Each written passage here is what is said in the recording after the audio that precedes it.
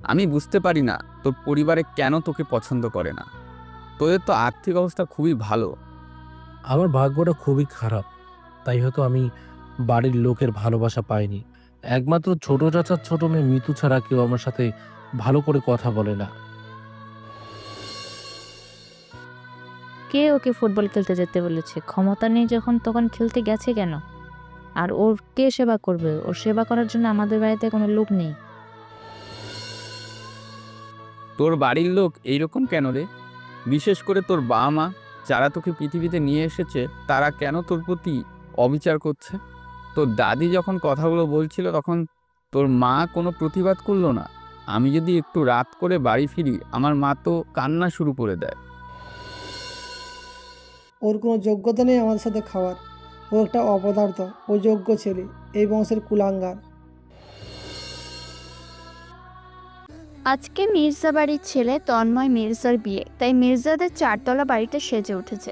সারা বাড়িতে আলোর রোশনাই। বিয়েতে শহরে বিশিষ্ট ব্যক্তিগণ অনেকেই এসেছে। তন্ময় ও সুহানা সকলের সাথে শুভেচ্ছা বিনিময় করছে। অনুষ্ঠান শেষে সবাই চলে যায়। বাসর ঘরে বধূ সেজে অপেক্ষা করছে সুহানা। রাত তখন 1টা বাজে। তন্ময় রুমে ঢুকে দেখে সুহানা বেডের উপর বসে আছে। তন্ময়কে দেখে সুহানা সালাম করতে গেলে তন্ময় বলল, পায়ে হাত দিয়ে সালাম করতে হবে না, মুখে বললেই চলবে। তন্ময়ের কথা শুনে সুহানা তার মুখের দিকে তাকিয়ে দেখে তার মুখটা কিরকম শুকনো শুকনো লাগছে। সেটা দেখে সুহানা জিজ্ঞেস করলো, আপনি কি ক্লান্ত? কেন? আপনার চোখ মুখ এরকম লাগছে কেন? আসলে আজ সারাদিন ব্যস্ত ছিলাম, তাই হয়তো। তারপর তন্ময় বলল, চলো আগে দুজনে ফ্রেশ হয়ে নামাজ পড়ে নিই। তারপর দুজনেই ফ্রেশ হয়ে নামাজ পড়ে নিল। নামাজ শেষে দুজনে বেডে বসলো। তন্ময়কে উদ্দেশ্য করে সুহানা বলল, স্যার, একটা কথা জিজ্ঞেস করব? হুম, বলো। আচ্ছা, আপনি কি মন থেকে বিয়েটা করেছেন? না আপনি আমাকে যে দায়িত্ব দিয়েছিলেন তা আমি নিষ্ঠার সাথে পালন করেছি, সেই কথা রাখতে আমাকে বিয়ে করলেন? সুহানার কথায় তন্ময় ভুরু কুঁচকে সুহানার দিকে তাকায়। তারপর বলল, তোমার কেন মনে হলো এই কথা? এমনি জিজ্ঞেস করলাম স্যার। সুহানার কথা তন্ময় হালকা হাসলো। তারপর বলল, তোমাকে পছন্দ করি না যে তা নয় সুহানা, তুমি একটা ভালো মেয়ে। তোমার পাগলামি, তোমার ছেলে মানুষই, তোমার সরলতা সবটাই আমার ভালো লাগে। কাজের ক্ষেত্রে তুমি একজন দায়িত্বশীল অফিসার। আমাদের ডিপার্টমেন্টের সবাই তোমাকে পছন্দ করে, আমিও করি। তবে এই মুহূর্তে আমি বিয়ে করতে চাইনি, আমার কিছু সমস্যা ছিল সেই কারণে। তারপর তন্ময় সুহানার দিকে তাকালো। দেখলো সুহানা অধীর আগ্রহে অপেক্ষা করছে তন্ময়ের মুখ থেকে কিছু শোনার জন্য। তন্ময় সেটা বুঝতে পেরে সুহানার উদ্দেশ্যে বলল, বিয়ে তো আমি তোমাকেই করেছি, সমাজের সামনে তোমাকে স্বীকৃতি দিয়েছি, তাই তোমার চিন্তা নেই। স্ত্রী হিসাবে তোমার যতটুকু অধিকার তুমি সবটাই পাবে। আর ভালোবাসা, ওটা দেবেন না? সুহানার কথা শুনে তন্ময় বলল, আমি চেষ্টা করব, তবে একটা কথা, কি কথা স্যার? রিয়াজ ঠিকই বলেছে। কি বলেছে রিয়াজ স্যার? তারপর তন্ময় মজা করে সুহানাকে বলল, তোমার নাকি মাথার সিট আছে, তুমি পাগল।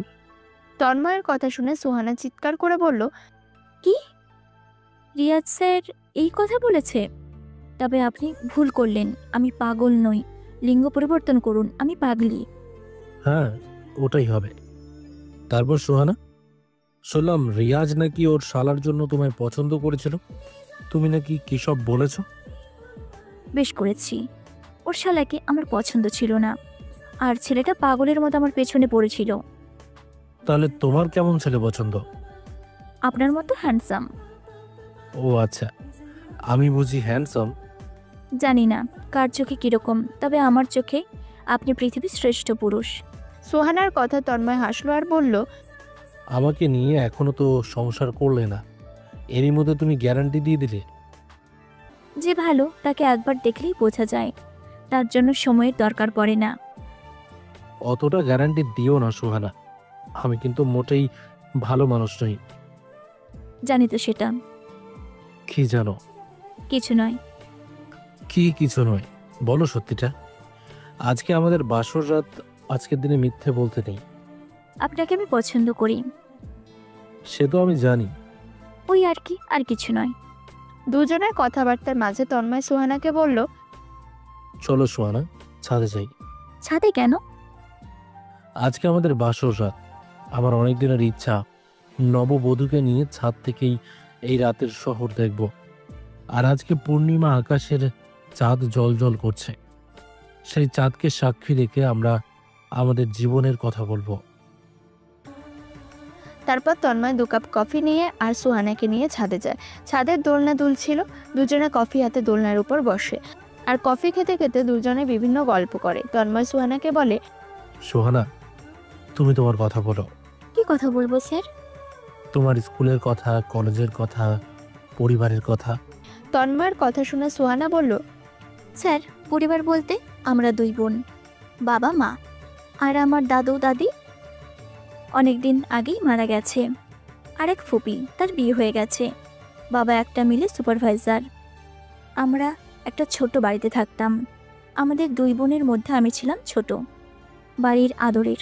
তারপর একদিন স্কুলে ভর্তি হই। স্কুলে খুব দুষ্টুমি করতাম, খুব দুষ্টু ছিলাম। তখন পড়াশোনা করতে একদমই ভালো লাগতো না। আমার খুব ছুটতে ভালো লাগতো। স্কুলে দৌড় প্রতিযোগিতায় আমি প্রত্যেকবার প্রথম হতাম, কিন্তু বড় হওয়ার সাথে সাথে সেটা বন্ধ হয়ে যায়। পরে আমি ক্যারাটেতে প্রশিক্ষণ নিয়েছিলাম। তারপর আমি কলেজে ভর্তি হই। কলেজ লাইফটা খুব এনজয় করেছিলাম। আমার চাকরির করার খুব ইচ্ছে ছিল।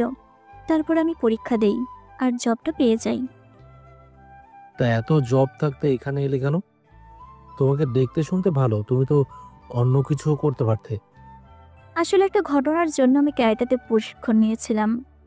আমার যখন 12 বছর বয়স আর আপুর 16 বছর বয়স, তখন আমি আর আমার আপু স্কুলে গিয়েছিলাম। যখন স্কুলে যাই তখন অতটা বৃষ্টি হয়নি, কিন্তু ফেরার সময় প্রচুর বৃষ্টি হচ্ছিল। আর আমার আপু ছাতা নিয়ে যায়নি। আমার কাছে একটাই মাত্র ছাতা ছিল, আর একটা ছাতাতে 2 বোন আসছিলাম। আর যার ফলে আমরা 2 বোনই ভিজে গিয়েছিলাম। কিছু ছেলে ফুটপাতে চায়ের দোকানে বসে আড্ডা দিচ্ছিল। আর সেই দিন আমাদেরকে দেখে ওই ছেলেগুলো অশ্লীল ইঙ্গিত করছিল। আমার আপু লাজুক ছিল, ও এসব পছন্দ করতো না। ঠিক সেই সময় একটা ছেলে আমার আপুর কাছে এসে তার গালটা টিপে দিয়ে বলল, পিচ্চি, কি সুন্দর লাগছে। কথাটা শুনে আমার আপু কান্নাকাটি করতে থাকে। আমি থাকতে না পেরে তাকে চড় মেরে দেই। সে ছেলেটাও আমাকে আক্রমণ করতে আসে, কিন্তু আমি আপুর হাত ধরে বাড়িতে চলে আসি। তারপর বিষয়টা মাকে বললে মা খুব রেগে যায় আর বলে, বৃষ্টিতে ভিজে কেন আমরা এসেছি, বৃষ্টি থামার পর তো আসতে পারতাম। আর বলল এসব কথা যেন বাবাকে না বলা হয়, কারণ ছেলেগুলো ভালো নয়, ওরা ক্ষতি করতে পারে। বাড়িতে বাবা একা পুরুষ মানুষ, কাজ করে। বাবার কিছু হলে আমাদের কে দেখবে? তার মায়ের কথা মতো আমরা চুপ করে থাকি। তারপর থেকে আমরা আর ওই রাস্তা দিয়ে স্কুলে যেতাম না। আমি বন্ধুদের কাছে কথাটা শেয়ার করেছিলাম। তখন আমার এক বন্ধু জান্নাত আমাকে বলেছিল, তুই ক্যারাটে শেখ। এরকম দুষ্ট ছেলেদের জব্দ করার জন্য, নিজেদেরকে সুরক্ষিত রাখার জন্য এসব ট্রেনিং নেওয়া ভালো। যারা বখাটে ছেলে, তারা অনেক সময় মেয়েদের সাথে খারাপ ব্যবহার করে, আর সেই সব ছেলেদের শাস্তি দেওয়ার জন্য মেয়েরা এই ধরনের ট্রেনিং নেয়। তারপর আমি ক্যারাটে স্কুলে ভর্তি হই। ট্রেনিং চলাকালীন আমার টিচার মাহবুব স্যার গল্প করতেন মেয়েরা কিভাবে সাবলীল হয়ে পরিবারকে সাহায্য করে। তখন থেকে আমার কিছু করার ইচ্ছে ছিল। তারপর আমাদের এক কাজিন মিতালি আপু পুলিশের চাকরি করত। আমাদের স্কুলের সামনে একটা দোকানে মদ বিক্রি হতো। একদিন আপু সেই দোকানে অভিযান চালায়। ও মদ বিক্রি বন্ধ করে দেয়, কারণ সেই দোকানে কোনো লাইসেন্সই ছিল না। বেআইনিভাবে মদ বিক্রি করত। পাড়ার অধিকাংশ পুরুষ মদ খেত।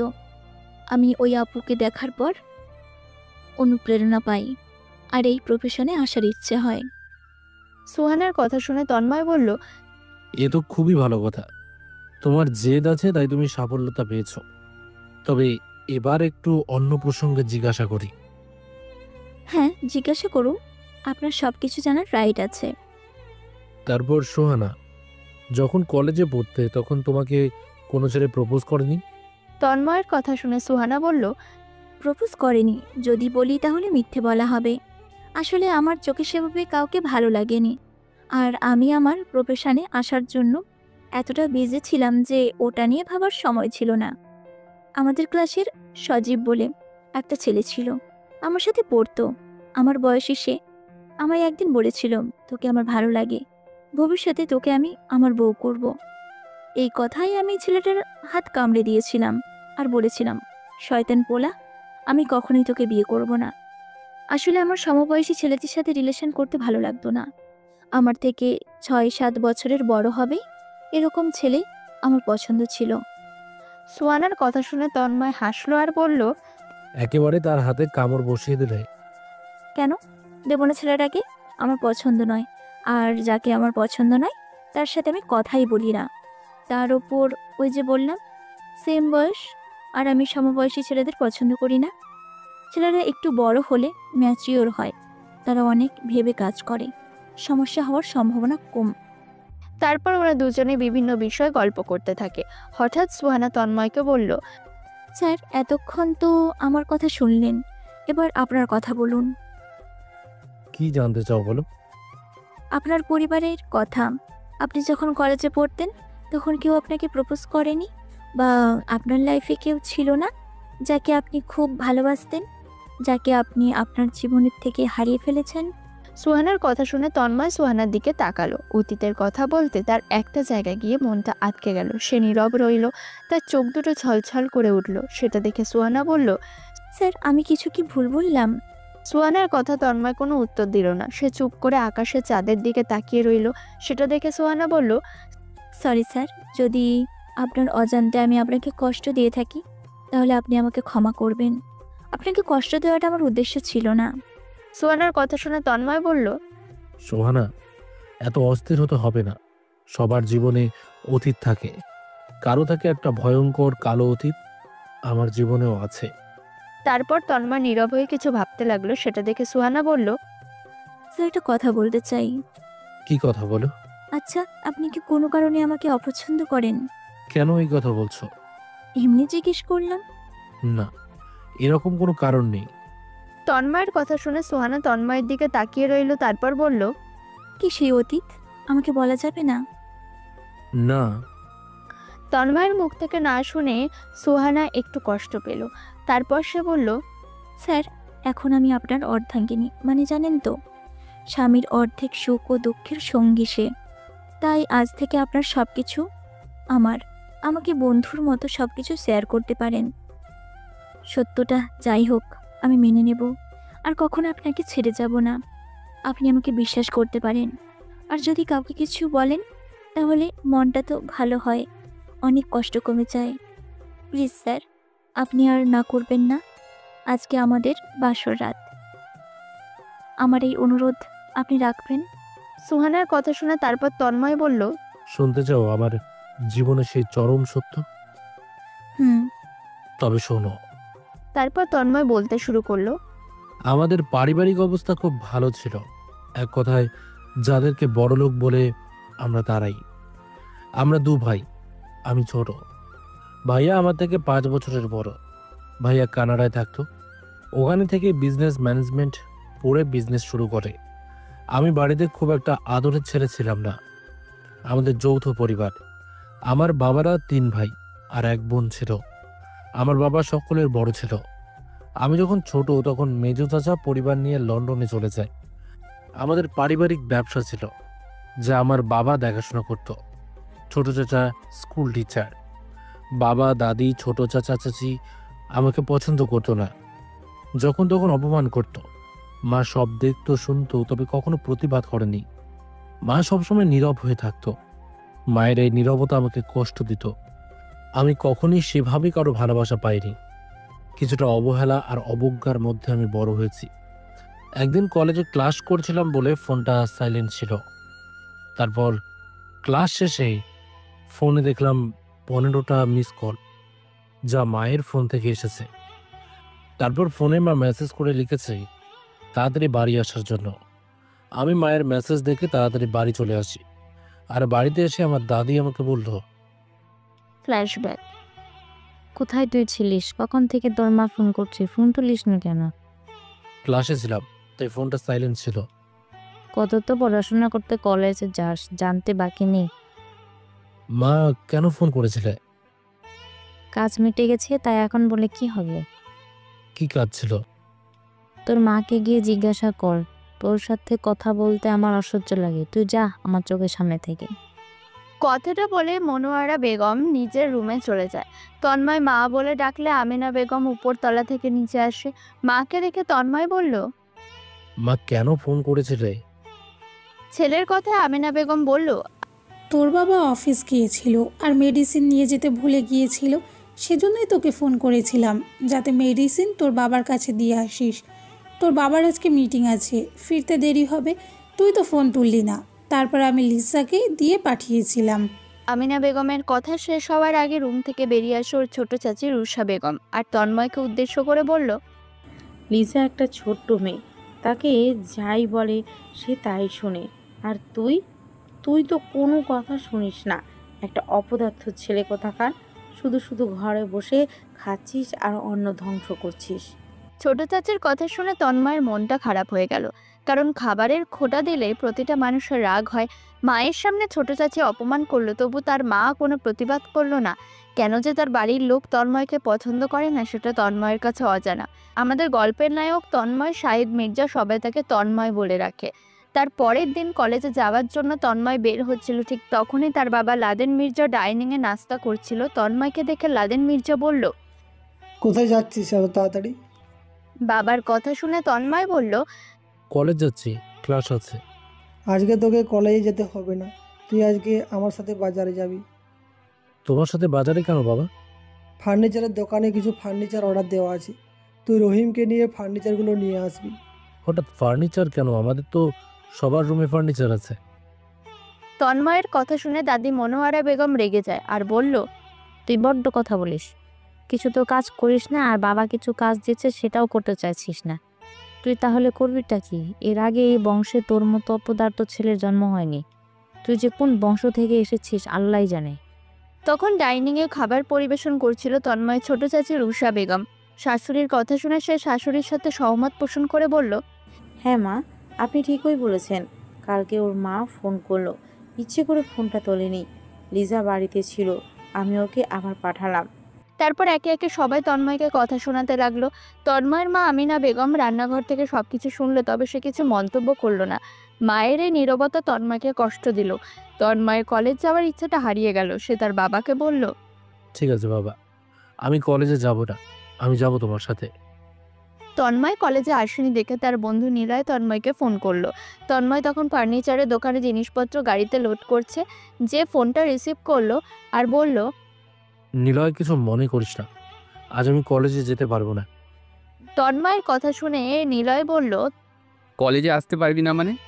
আজকে ক্যাম্পাসে শরীফুলদের সাথে আমাদের মিটিং আছে, তোকে আসতেই হবে। বুঝতে পারছি, কিন্তু কিছু করার নেই। শরীফুল কিন্তু তোর কথা বলছিল। কি বলছিল? ও বলছিল ফুটবল ম্যাচের দিন ও তোকে দেখে নেবে। তন্ময় যখন নিলয়ের সাথে কথা বলছিল তখন তন্ময়ের বাবা লাদেন মির্জা তন্ময়কে বলল, পরে গল্প করবি, এখন কাজ কর, তোর ফোনের থেকেও এই কাজটা অনেক ইম্পর্ট্যান্ট।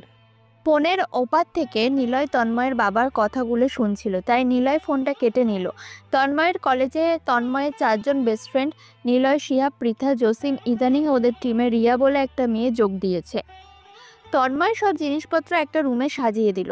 তন্ময় বুঝতে পারলো না রুমটাতে পুরনো ফার্নিচার ছিল, হঠাৎ করে সেগুলো বাইরে বের করে দিয়ে আবার নতুন ফার্নিচার দিয়ে সাজানোর কি এমন কারণ হলো? কোনো গেস্ট আসবে নাকি সে তাও জানে না, কাউকে জিজ্ঞাসা করার সাহসও পেল না। তারপর সেদিন আর সে কোথাও বেরোলো না। তার পরের দিন কলেজে যেতে নিলয় তন্ময়ের কাছে এলো আর বলল, কালকে তোকে ফোন করেছিলাম বলে তোর বাবা খুব রেগে গিয়েছিল না? হুম। আমি বুঝতে পারি না তোর পরিবারে কেন তোকে পছন্দ করে না। তোদের তো আর্থিক অবস্থা খুবই ভালো। আমার ভাগ্যটা খুবই খারাপ, তাই হয়তো আমি বাড়ির লোকের ভালোবাসা পাইনি। একমাত্র ছোট চাচার ছোট মেয়ে মিতু ছাড়া কেউ আমার সাথে ভালো করে কথা বলে না। হয়তো মিতু ছোট, তাই বুঝতে পারে না। ছোট চাচার বড় মেয়ে লিজা মেয়েটা খুব অহংকারী। আমি একদিন তোর বিষয়ে জিজ্ঞেস করতে গেলাম, সে মুখটা কীরকম করে যেন চলেও গেল। আমার ব্যাপারে আমার বাড়ির লোককে কখনো জিজ্ঞাসা করবি না।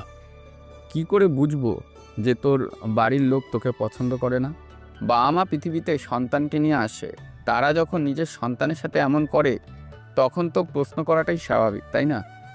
ওইসব কথা ছাড়, চল ক্যাম্পাসে গিয়ে বসি। আর কি যেন কালকে বলছিলিস, শরীফুল তোকে কি বলেছে খেলার দিন ও আমাকে দেখে নেবে। হ্যাঁ, তাই তো বলল। তবে আমাদের জিততে হবে, এটাই আমাদের একটা চ্যালেঞ্জ। আর আমাদের দলের ক্যাপ্টেন তুই, তুই পুরো টিমকে তৈরি করে নিবি। সে তোকে ভাবতে হবে না। তন্ময় ভালো ফুটবল খেলে, কলেজে প্রতিযোগিতায় অংশগ্রহণ করে। কলেজে দুটো টিমের মধ্যে কখনো বনিবনা হয় না। এক দলের ক্যাপ্টেন তন্ময় আর এক দলের শরীফুল। এদের মধ্যে বিবাদ লেগেই থাকে, কারণ তারা কেউ তন্ময়ের সাথে পেরে ওঠে না। কিছুদিন পর ওদের ফুটবল খেলা হয়। খেলার আগে শরীফুল তন্ময়ের কাছে আসে আর হুমকি সুরে বলে, আজকে যদি তুই গোল দিস দেখবি তোর পা ভেঙে রেখে দেব শালা। তোর হুমকি আমি ভয় পাই না। আমার যেটা কাজ আমি সেটাই করব। আর আমার কাজ আমার দলকে জেতানো, আর আমি জিতিয়েই ছাড়বো। ঠিক আছে, আমিও তোকে দেখে নেব। তারপর ফুটবল খেলা চলে। তন্ময়ের দল 2-1 গোলে জিতে যায়। খেলা শেষ হলে রেফারি বাঁশি বাজার সাথে সাথে শরীফুল ছুটে এসে তন্ময়কে লাথি মারে। অন্যমনস্ক থাকার জন্য তন্ময় পড়ে যায় আর তন্ময়ের পায়ে আঘাত লাগে। সাথে সাথে তন্ময়কে স্ট্রেচারে করে তুলে নিয়ে আসে। ডাক্তার দেখালে ডাক্তার হাসান বলল, এক্স-রে করতে হবে, তারপর আমরা বলতে পারবো। তারপর এক্সরে করে দেখা যায় তন্ময়ের পায়ে চিড় ধরেছে। ভেঙে না গেলেও হয়েছে। ডাক্তার ব্যান্ডেজ করে দিয়েছে আর বলেছে রেস্টে থাকতে। সব বন্ধুরা মিলে তন্ময়কে তার বাড়িতে নিয়ে আসে। তন্ময়কে সবাই যখন ধরে তার বাড়িতে নিয়ে আসে, সেটা দেখে তন্ময়ের মা আমিনা বেগম বলল, তন্ময়ের কি হয়েছে? আমিনা বেগমের কথা শুনে পাশ থেকে নিলয় বলল, আন্টি, আজকে আমাদের কলেজের ফুটবল প্রতিযোগিতা ছিল। খেলতে গিয়ে তন্ময়ের পায়ে আঘাত পায়। ডাক্তার বলেছে চিড় ধরেছে, কিছুদিন রেস্ট থাকতে হবে, আর কিছু মেডিসিনও দিয়েছে। নিলয়ের কথা শুনে আমিনা বেগম কিছু না বলে রেগে যায়। মনোয়ারা বেগম রেগে গিয়ে বলল, কে ওকে ফুটবল খেলতে যেতে বলেছে? ক্ষমতা নেই যখন তখন খেলতে গেছে কেন? আর ওর কে সেবা করবে? ওর সেবা করার জন্য আমাদের বাড়িতে কোনো লোক নেই। মনোয়ারা বেগমের কথা শুনে তন্ময় বলল, দাদি, তোমাদের কাউকে কিছু করতে হবে না। আমার এমন কিছু হয়নি। আমার কাজ আমি নিজেই করতে পারবো। কিছু থাক বা নাই থাক, তেজ আছে 16 আনা। একে তো কিছুই করে না, মুখে বড় বড় কথা।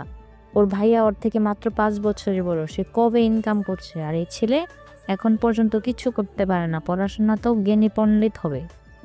কথাটা বলে মনোয়ারা বেগম চলে যায়। আমিনা বেগমও চলে যায়। মনোয়ারা বেগমের কথা শুনে তন্ময়ের বন্ধুরা সকলে খুব কষ্ট পেল। নিলয় বলল, তোর বাড়ির লোক এইরকম কেন রে? বিশেষ করে তোর বাবা মা, যারা তোকে পৃথিবীতে নিয়ে এসেছে, তারা কেন তোর প্রতি অবিচার করছে? তোর দাদি যখন কথাগুলো বলছিল তখন তোর মা কোনো প্রতিবাদ করলো না। আমি যদি একটু রাত করে বাড়ি ফিরি, আমার মা তো কান্না শুরু করে দেয়। নিলয়ের কথা শুনে তন্ময় কিছু বলল না। সবাই তন্ময়কে তার রুমে পৌঁছে দিয়ে যায়। তারপর তাদের উদ্দেশ্য বলে, তোরা এখন বাড়ি যা, আর আমাকে নিয়ে চিন্তা করবি না। আমি ঠিক হয়ে যাব। 1 সপ্তাহ একটু রেস্টে থাকি।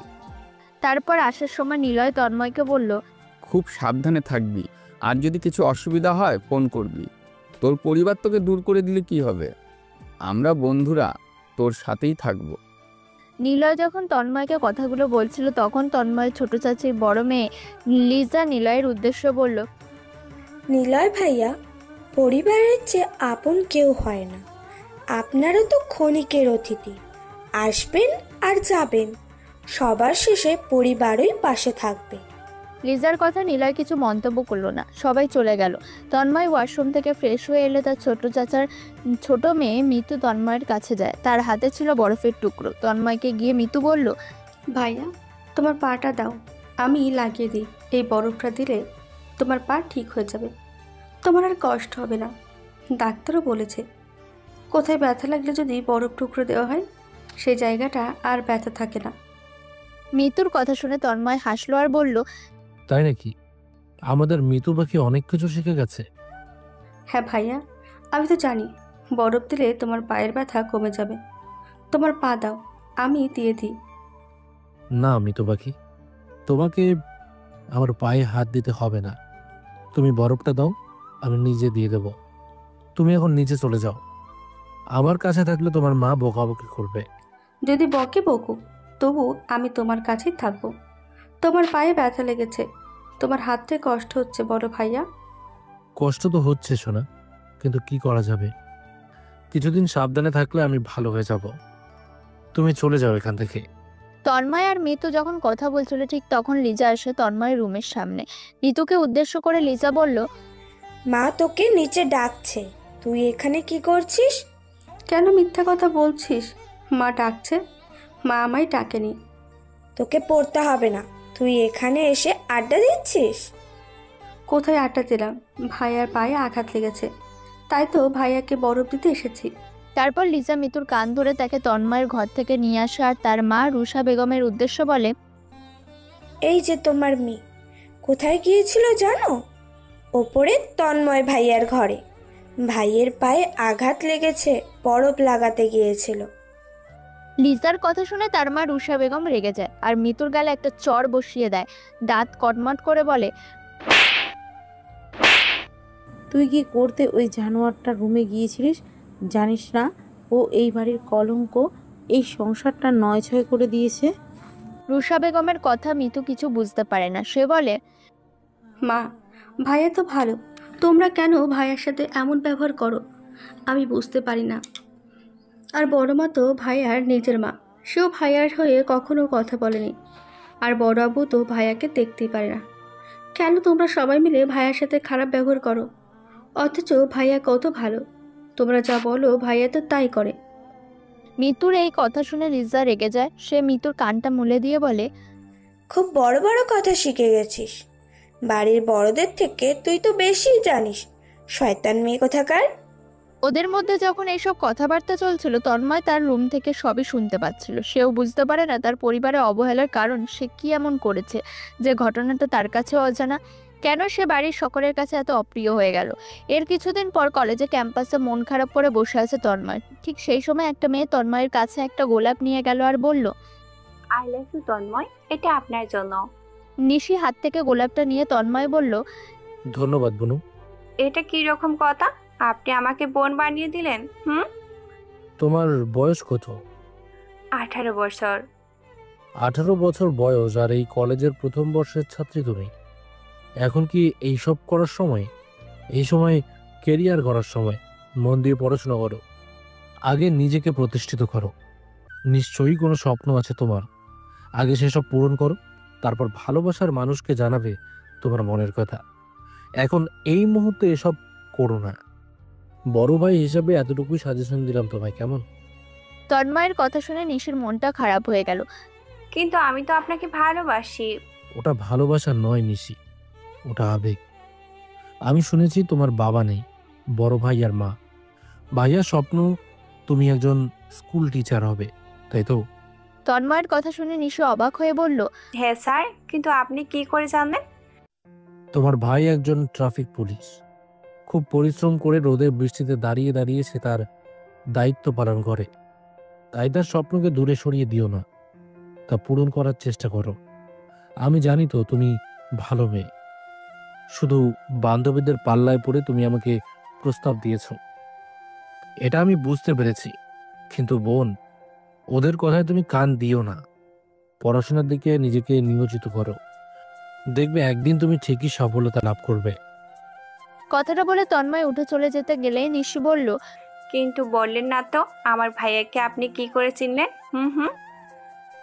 তোমার ভাই সাজিদ আমার সিনিয়র, আমি তাকে রেসপেক্ট করি, আর সে আমার বন্ধুর মতো, তাই তার অসম্মান আমি কখনো করব না, কেমন? আর যেটা বললাম সেটা মন দিয়ে করো। কথাটা বলে তন্ময় চলে যায় নিলয়দের কাছে। তন্ময়কে দেখে নিলয় বলল, কিরে তন্ময়, এই মেয়েটাকেও রিজেক্ট করে দিলি? মেয়েটাকে তো দেখতে কিন্তু খুবই সুন্দর, নতুন কলেজে এসেছে, সব দিক থেকে পারফেক্ট, তা তুই ওর ডাকে সাড়া দিলি কেন? তুই পাগল নাকি? তুই জানিস এটা সাজিদের বোন? তন্ময়ের কথা শুনে নিলয় বলল, সাজিদ বলতে কোন সাজিদ? Traffic police Sajid? মেয়েটা ছোট, এসব কিছু বোঝে না, শুধু বান্ধবীদের পাল্লায় পড়ে এই কাজটা করেছে। আমি তো সবটাই জানি, তাই আমি চাই না মেয়েটা ভুল করুক। এখন বয়স কম। সাজিদ কদিন আগে আমাকে বলেছিল ওর বোন কলেজে ভর্তি হয়েছে, আর বোনের নাম নিশি। আর যখন মেয়েটা আমার কাছে আসছিল তখন ওর এক বন্ধু ইশারা করে বেস্ট অফ নিশি বলেছিল। তখনই আমি বুঝে গেছি এই সেই মেয়ে সাজিদের বোন। এটা নিয়ে 6 জন তোকে প্রপোজ করলো আর তুই সকলকে রিজেক্ট করে দিলি। তুই কি ভেবেছিস তোর লাইফে কারো জায়গা হবে না? কাউকে কখনো ভালোবাসবি না? যে আসার সে নিজস্ব সময় মেনেই আসবে, আর যে যাওয়ার সে ঠিক চলে যাবে। তাই আমি এটা নিয়ে মাথা ব্যথা করছি না। অবশ্যই তার প্রতি আমার একটা অনুভূতি থাকবে। এখন চল একটু কফি খাওয়া যাক, ভীষণ মাথা ধরেছে। তারপর ওরা 4 বন্ধু মিলে কফি খেতে গেল। কফি খেতে খেতে নিলয় তন্ময়কে বলল, তন্ময়, তোর ভাই ফোন করেনি? নিলয়ের কথা শুনে তন্ময়ের অভিমান হলো। ভাইয়া তাকে কথা দিয়েছিল সে তাকে রোজ ফোন করবে। প্রথম প্রথম ফোন করলে পরে সেটা বন্ধ হয়ে যায়। তার ধারণা ছিল ভাইয়া অন্তত তাকে বুঝবে না, সেও ওদের মতো। কিছুক্ষণ চুপ থেকে তন্ময় বলল, আমায় কেন ফোন করবে? আমি কি হই? আমি শুধু ওর নয়, ওই বাড়ির কেউ তো না। মৃন্ময় ভাইয়া কিন্তু তোকে ভালোবাসে। আমি জানি না। ভাইয়া বলছিল তোর পড়াশোনা শেষ হয়ে গেলে ও তোকে নিজের কাছে নিয়ে চলে যাবে। নিলয়ের কথায় তন্ময় কিছু বলল না। তন্ময়ের বড় ভাই মৃন্ময় তন্ময়কে পছন্দ না করলেও কখনো অপছন্দ করেনি। বাড়ির সবাই ওর প্রতি অবহেলা করলে সে কখনো তন্ময়কে কটু কথা বলেনি। ভাইয়া ও মায়ের প্রতি তাই তার একরাশ অভিমান আছে। তন্ময় বাড়িতে এলে তার বাবা তাকে বলল, কালকে একবার আমার সাথে এয়ারপোর্ট যেতে হবে। বাবার কথা শুনে তন্ময় কিছু বুঝতে পারল না। সে বলল, এয়ারপোর্ট কেন? আমাদের কিছু গেস্ট আসবে, তারা এবার থেকে এখানেই থাকবে। গেস্ট মানে তারা আমাদের পরিবারের সদস্য। একদিন তোর কারণে তারা আমাদের বাড়ি থেকে চলে গিয়েছিল, তারা আবারও ফিরে আসছে। তাদেরকে রিসিভ করতে যেতে হবে। কারা তারা? তন্ময়ের কথা শুনে পাশ থেকে তন্ময়ের দাদি মনোয়ারা বেগম বলল, কেন তুই জানিস না তারা কারা? তারা তোর মেজ চাচা চাচার পরিবার, একদিন তোর জন্য এই বাড়ি ছেড়ে চলে গিয়েছিল। মনোয়ারা বেগমের কথা শুনে তন্ময় কিছু বুঝতে পারল না। সে বলল, আমি তো তাদের সম্পর্কে কখনো কিছু শুনিনি। আর আমার জন্য তারা কেন বাড়ি ছেড়ে চলে গেল? তখন পাশ থেকে তন্ময়ের মা আমিনা বেগম শাশুড়ির উদ্দেশ্য বলল, আপনি চুপ করুন মা, ওইসব পুরনো কথা আর বলতে হবে না। যত ঘাটবেন তত গন্ধ ছাড়াবে, তাই ওইসব আলোচনা না করাই ভালো। যেটা হয়ে গেছে সেটা চাইলেও তো আমরা ফিরে পাবো না। মায়ের কথা শুনে তন্ময় মায়ের দিকে তাকালো, তারপর বলল, আমি জানি না মা, অতীতে আমি কি ভুল করেছিলাম যার জন্য পুরো পরিবার আমাকে পছন্দ করে না। সবার অবহেলা আমাকে সহ্য করতে হয়, কিন্তু একদিন তো আমাকে জানতেই হবে কি দোষটা আমার ছিল, কি অপরাধ আমি করেছিলাম। আমার তো কিছু মনেই নেই। ডাইনিং টেবিলে কেউ কিছু বলল না, যে যার মতো করে রুমে চলে গেল।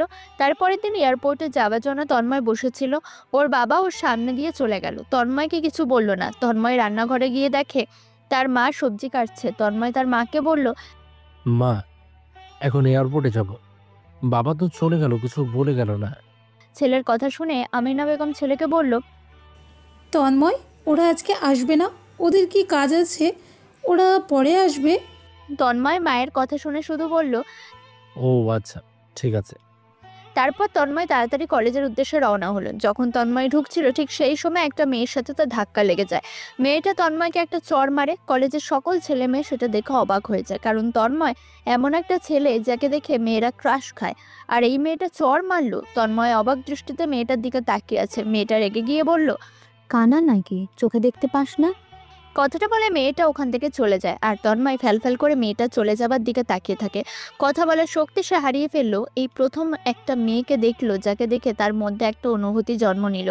কি সেই অনুভূতি সে বুঝতে পারলো না, সে যেন হারিয়ে গেল। পাশে এসে নিলয় বলল, তন্ময়, মেয়েটা তোকে গালে চড় মারলো, তুই কিচ্ছু বললি না? নিলয়ের ডাক তন্ময়ের কানে পৌঁছালো না। নিলয় তন্ময়ের হাত ধরে ডাকতে গিয়ে সাড়া দিল আর বলল, কিছু বলবি? বলছি মেয়েটা তোকে চড় মারলো, তুই কিচ্ছু বললি না কেন?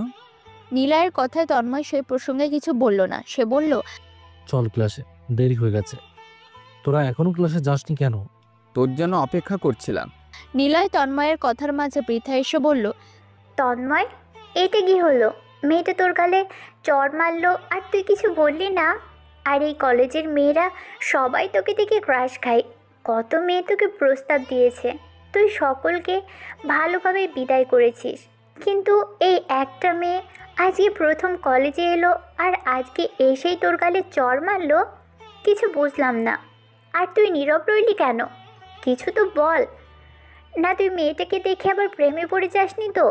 পৃথার কথা শুনে তন্ময় বলল, উল্টো পাল্টা কথা বলা বন্ধ কর পৃথা। তন্ময়ের কথা শুনে পৃথা রেগে যায়। রেগে গিয়ে বলল, কি বললি?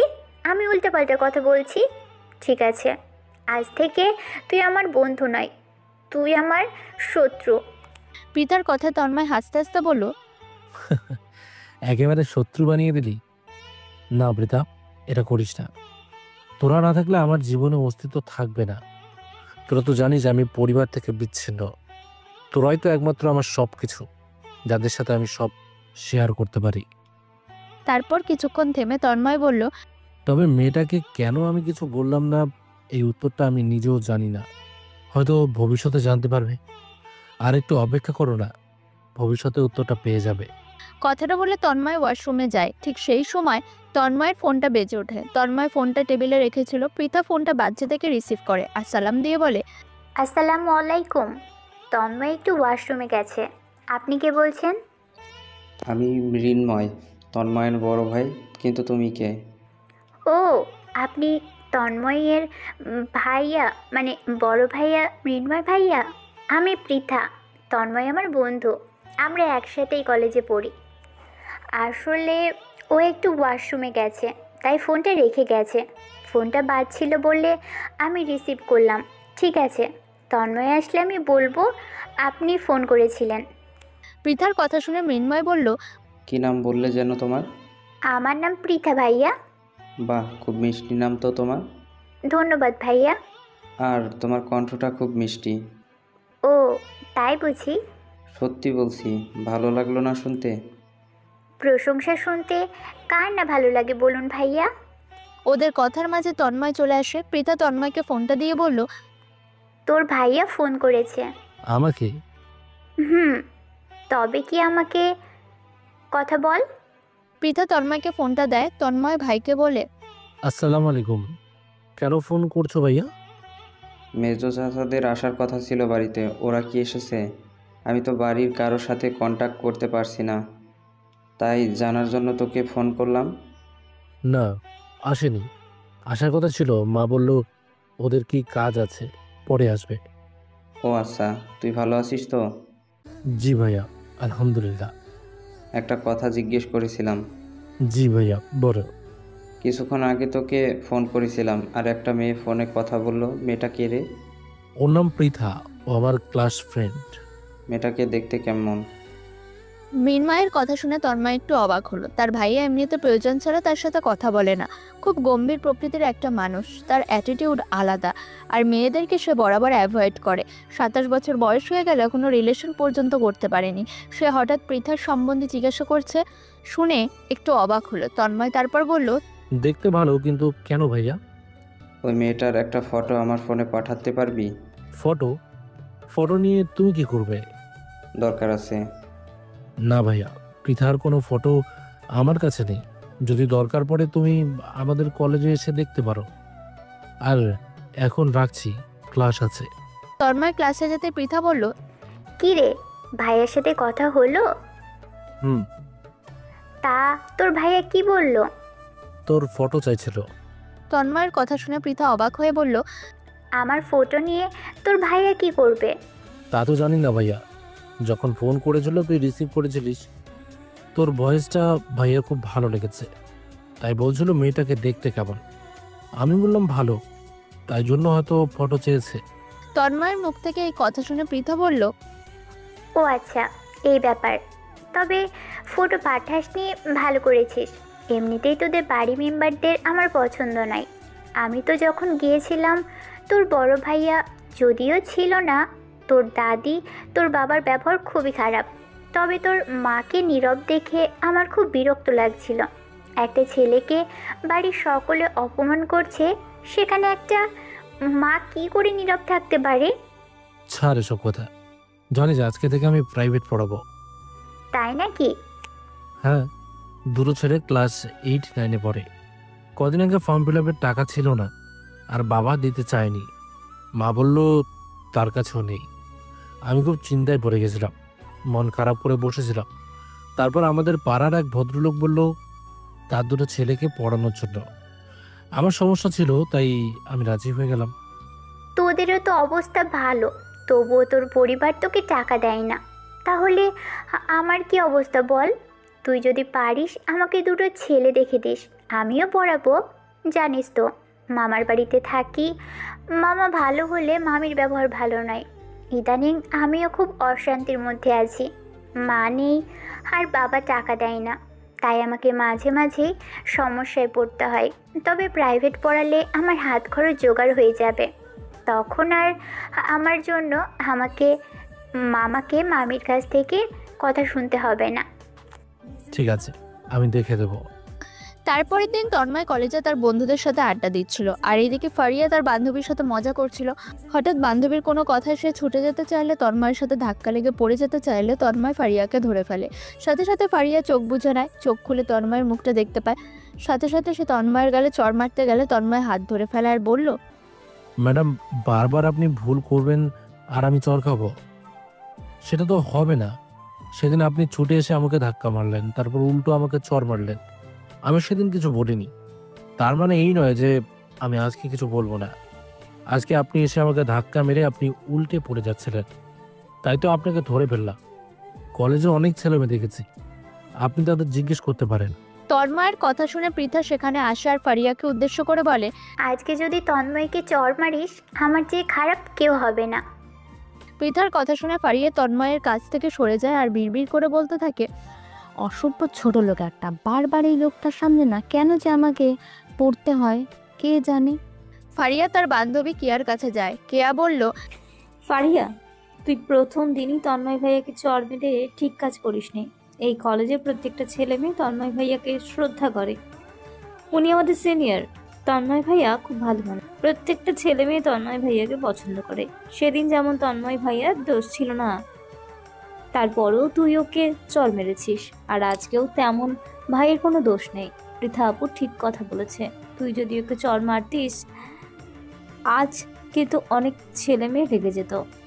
ফারিয়া তখন রাগে ফুঁসছে, সে কি করবে ভেবে পায় না। দাঁত কটমট করতে করতে কেয়ার উদ্দেশ্য বলল, ছেলেটার মধ্যে কি এমন আছে যেই মেয়ে পছন্দ করে দেখে ক্রাশ খায়?